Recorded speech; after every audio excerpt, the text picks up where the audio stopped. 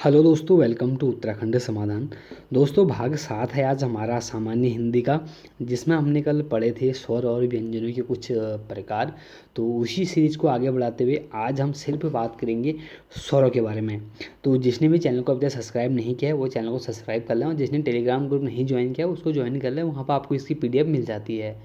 और दोस्तों, ये भी कहना चाहूँगा कि जिसने पहले के भाग नहीं देखे हैं वो तो इस वीडियो को ना ही देखें, क्योंकि कोई फ़ायदा उसको होने वाला है नहीं, क्योंकि एक जो सीक्वेंस चलता है उस हिसाब से यहाँ पर पूरी ये हिंदी यहाँ पर पढ़ाई जा रही है। तो पीछे की वीडियो देख लें, तब आगे की वीडियो आप देख लें, चाहे कितने भी दिन बाद देख रहे हो, चाहे वीडियो कब अपलोड हो रही है उससे मतलब नहीं है। आप जो भी देखोगे तो पहले पिछली वाली वीडियो देखना, उसके बाद ही हम आगे बढ़ना। तो चलो शुरू करते हैं आज के इस महत्वपूर्ण हमारे भाग 7 को।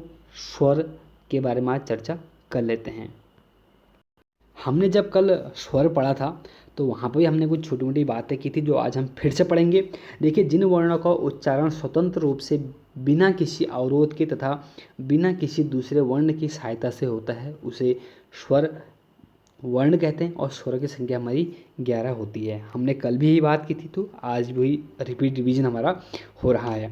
कौन कौन से हमारे 11 स्वर होते हैं? अ, आ, ई, उ, री, ए, आई, ओ, औ। ये हमारे कुल 11 हमारे स्वर होते हैं। स्वर स्वतंत्र होते हैं एवं व्यंजनों के उच्चारण में सहायक होते हैं। इन्हें अच भी कहा जाता है। बहुत अच्छा आपको प्रश्न मिल चुका है कि अच किसे कहते हैं, तो हमारे स्वरों को ही हमारे अच कहते हैं। कालमान मात्रा के आधार पर स्वर 3 प्रकार के होते हैं। वो 3 कौन कौन से? कल भी बात की थी, ह्रस्व स्वर, लघु स्वर, और इनको ही हम मूल स्वर के नाम से भी जानते हैं। जो हमारे ह्रस्व स्वर होते हैं उसी को हम लघु स्वर भी कहते हैं, उसी को हम मूल स्वर कहते हैं, और जो हमारे दीर्घ स्वर होते हैं उसे हम गुरु स्वर और उसे हम संधि स्वर कहते हैं। और जो तीसरा हमारा प्रकार था उसमें वो था हमारा प्लुप्त स्वर। देखिए, किंतु उत्पत्ति के आधार पर स्वर 2 प्रकार के होते हैं, ह्रस्व और दीर्घ। पहला ह्रस्व लघु मूल। देखिए, बार बार आपको यही चीज़ें मिली हैं, याद कर लेना आप पढ़ते पढ़ते, क्योंकि देखिए ह्रस्व को लघु बोलते हैं, लघु को ही मूल बोलते हैं। तो हमारे कुल 4 स्वर होते हैं, अ, ई, उ और री। और ह्रस्व स्वरों को लघु एवं मूल स्वर भी कहते हैं, और इनकी कुल संख्या हमारी 4 होती है, जो आपको यहाँ पर दिया हुआ है। और जिन स्वरों के उच्चारण में कम से कम समय लगता है उसे ह्रस्व स्वर हम कहते हैं। और ह्रस्व स्वरों को स्वतंत्र स्वर माना जाता है, क्योंकि इनका जो हमारा निर्माण होता है वो स्वतंत्र रूप से होता है, अर्थात इनके निर्माण में अन्य स्वर उत्तरदायी हमारे नहीं होते हैं, क्योंकि स्वर जो होते हैं हमारे स्वतंत्र होते हैं। और ह्रस्व स्वर के उच्चारण में एक मात्रा का समय लगता है। आपको पता ही है, जो हमारे ह्रस्व स्वर होते हैं वहाँ पर हमें एक मात्रा का समय लगता है, और इसीलिए इन्हें एक मात्रिक स्वर भी कहते हैं। और ये तो बात है हमारे ह्रस्व स्वर की। अब आते हैं दीर्घ स्वर, जिन्हें हम गुरु स्वर, जिन्हें हम संधि स्वर के नाम से भी जानते हैं, वो जिनमें हमारी मात्राएं होती हैं। जरूरी नहीं है जैसे ए में कौन सी मात्रा है, कोई भी नहीं है ना, लेकिन देखिए आ, ई, उ, ए, आई, ओ, औ। देखिए, दीर्घ स्वरों को गुरु स्वर एवं संधि स्वर के नाम से भी हम जानते हैं, और जिन्हें संधि स्वर इसलिए कहा जाता है क्योंकि देखिए, इन्हें संधि स्वर क्यों कहते हैं? आप लोगों के मन में डाउट तो होगा, जो लोग ध्यान से वीडियो देख रहे हैं, क्या संधि का मतलब क्या है ना, आ गया है। देखिए, संधि स्वर इसलिए कहा जाता है क्योंकि इनका निर्माण 2 स्वरों के मेल से होता है। अब देखिए कैसे 2 स्वर होते हैं हमारे। देखिए, जैसे कि ओ धन औ बर आ, ई धन ई बराबर बड़ी ई, और ऊ धन ऊ बराबर बड़ा ऊ। तो बात वही आ गई। देखिए, आ, ई, ऊ वर्णों का निर्माण समान स्वरों के मेल से होता है, इसीलिए इन्हें मूल दीर्घ स्वर कहा जाता है, और इनकी संख्या हमारी 3 होती है। ये 3 हमारी होती हैं हमारे मूल दीर्घ स्वर की। अब देखिए, हमारे मूल हैं, लेकिन हमारे आगे संयुक्त दीर्घ स्वर भी होते हैं। ए, आई, ओ, औ वर्णों का निर्माण असमान स्वरों के मेल से होता है। असमान का मतलब दोस्तों है कि ओ धन ई बराबर हमारा ए होता है, और ए धन ए बराबर हमारा आई होता है। ये असमान हमारे स्वर हैं, और ओ धन ऊ बराबर ओ, और ओ धन औ बराबर हमारा आउ होता है।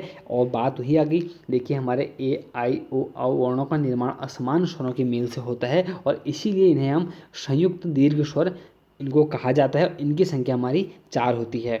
बात ही थी, मूल दीर्घ स्वर की संख्या 3 थी, और संयुक्त दीर्घ स्वर की संख्या हमारी 4 थी।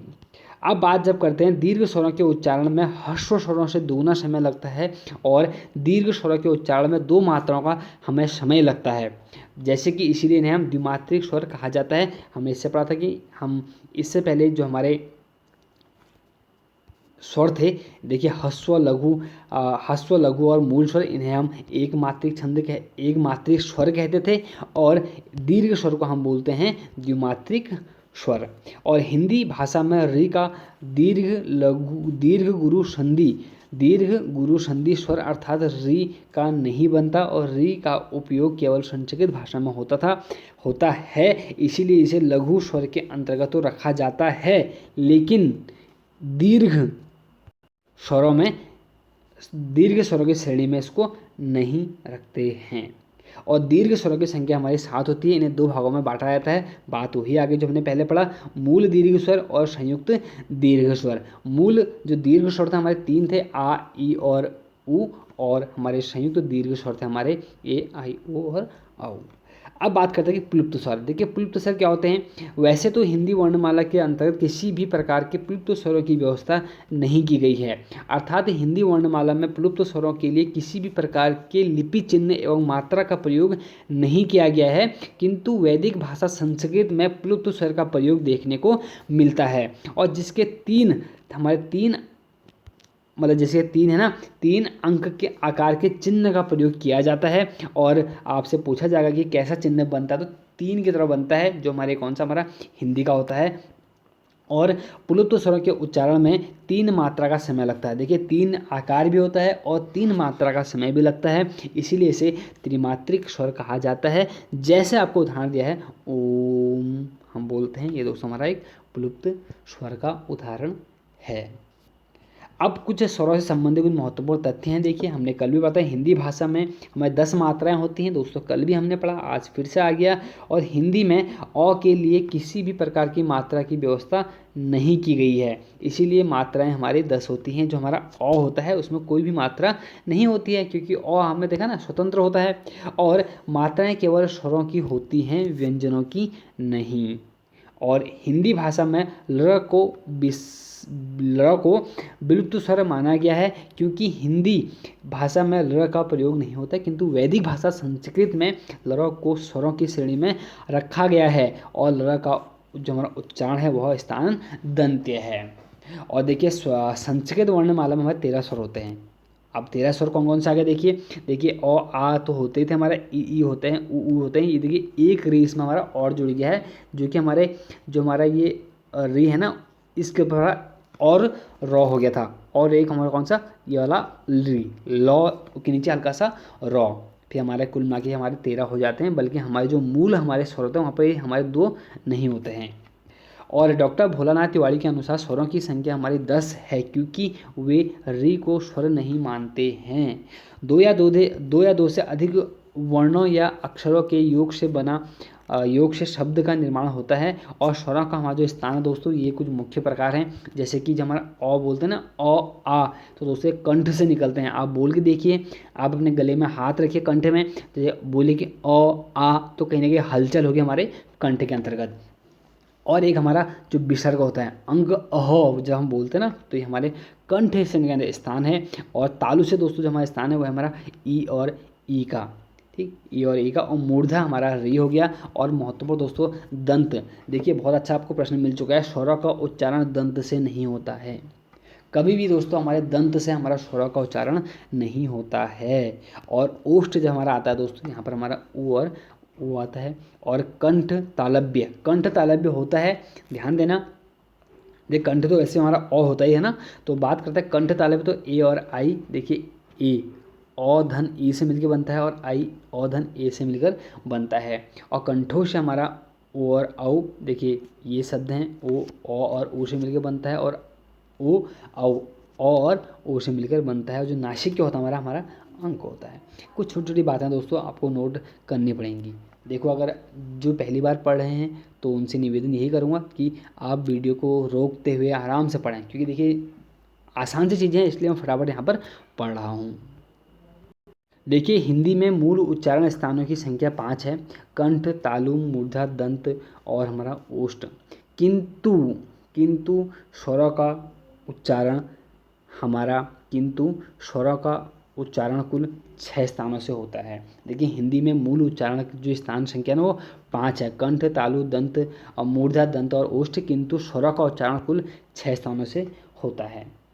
और अयोग्य वह जो हमारा होता है दोस्तों अंक और अ होता है, इनकी संख्या 2 होती है। अंक और अह आप लोगों को पता ही है। अयोग्य वह अर्थात जिसका वहन कोई न करे। स्वर और व्यंजन, इनकी गिनती स्वर एवं व्यंजनों के अंतर्गत नहीं होती है, किंतु इनकी आवश्यकता जिसको स्वर और व्यंजन होती है ये उनके साथ लग जाते हैं। अर्थात इनकी अनावश्यक जब स्वर की होती है तो ये स्वर के साथ लग जाते हैं, जब व्यंजनों को आवश्यकता होती है तो ये व्यंजन के साथ लग जाते हैं। तो इसीलिए दोस्तों हमारे अयोग्य वाहक हमारे स्वर होते हैं। अंक अंक को अनुस्वार एवं अह को विसर्ग कहा जाता है। छोटी मोटी बातें हैं। एक दोस्तों हमारे स्वरों में एक आगत स्वर होता है जिसका प्रयोग हम अंग्रेजी शब्द लिखने में ज़्यादा करते हैं। जैसे हमारा ये देखिए ऑफिस जहाँ आता है, जिसके नीचे भी देखिए उदाहरण भी है ऑफिस और ऑफिसर। तो हिंदी वर्णा में आ को आगत स्वर की श्रेणी में रखा गया है। यह फारसी भाषा का शब्द है। तो आपको मिल चुका है दोस्तों। पहले आएगा कि आगत स्वर कौन सा है, तो दोस्तों ये वाला हमारा आगत स्वर होता है। और यह किस भाषा का शब्द है, तो हमारे फारसी भाषा का हमारा शब्द है। इसका प्रयोग अंग्रेजी के कुछ शब्दों को हिंदी में लिखने के लिए किया जाता है। जैसे हम लिखते हैं दोस्तों ऑफिस लिखते हैं ना, आज ऑफिस देर से क्यों पहुँचे। ऑफिसर, वहाँ पर आज सभी ऑफिसर लोग आए हैं। तो ये शब्द हम जब लिखते हैं दोस्तों, ये हमारे फारसी भाषा का हमारा शब्द है, ये वाला आ। और जीव के प्रयोग के आधार पर स्वरों का वर्गीकरण जीव को मुख्यतः 3 भागों में बांटा गया है। अग्रभाग, मध्य भाग और पश्च भाग। देखिए अग्रभाग, आप ई ए आई बोल के देखिए, जीव आपकी इसमें आई है, आएगी ही आएगी। जैसे ई बोलिए आप, जीभ इसमें बाहर निकलेगी। और ई ए आई, ये 4 वर्ण हमारे ऐसे हैं जो हमारे अग्रभाग हैं। आप कभी और अ बोल लीजिए, आप जीभ थोड़ा बाहर आएगी आपकी, आ बोल लीजिए जीभ बाहर नहीं आएगी। ये हमारे 4 ऐसे हैं, इसीलिए इनको हम अग्रभाग इनको कहा गया है। और मध्य भाग हमारा कौन सा अ होता है, इसमें हमारा 1 वर्ण होता है। और पश्च भाग हमारे 5 वर्ण होते हैं, आ उ और ओ और औ। ये हमारे 3 हमारे वर्ग थे। ध्यान देना, हमारा एक अग्रभाग और एक मध्य भाग, एक पश्च भाग। बात करते हैं मुखाकृति के आधार पर स्वरों का वर्गीकरण हमारा 4 प्रकार से होता है। पहला हमारा एक होता है समृद्ध स्वर, इसमें ई उ, इसके उच्चारण में कम मुख खुलता है। आप अगर बोल के देख लीजिए, आप ई बोलिए, आप बड़ी ई बोलिए, छोटा ऊ और बड़ा ऊ बोलिए, तो यहाँ पर आपका जो हमारा मुख होता है दोस्तों बहुत कम खुलता है।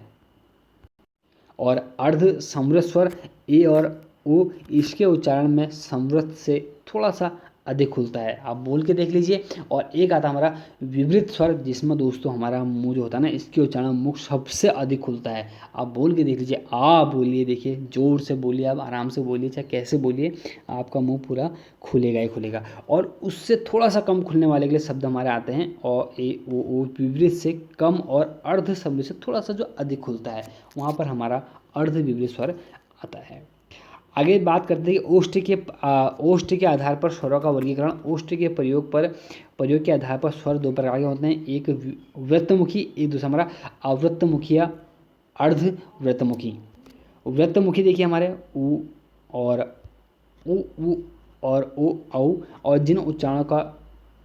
जिन स्वरों का उच्चारण करते समय ओष्ठ हमारा गोलाकार हो जाते हैं, वृत्तमुखी स्वर कहलाते हैं। इनकी संख्या हमारी 4 ही है। आप औ बोलेंगे जब ना, तो आपका मुंह गोल नहीं होगा।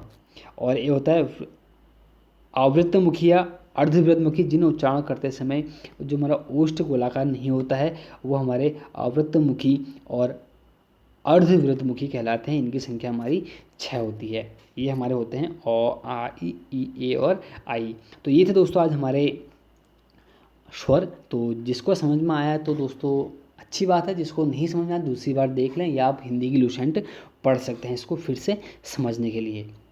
तो मिलते हैं एक नेक्स्ट वीडियो में। जय हिंद, जय भारत। कल हम बात करेंगे व्यंजन वर्ण के बारे में।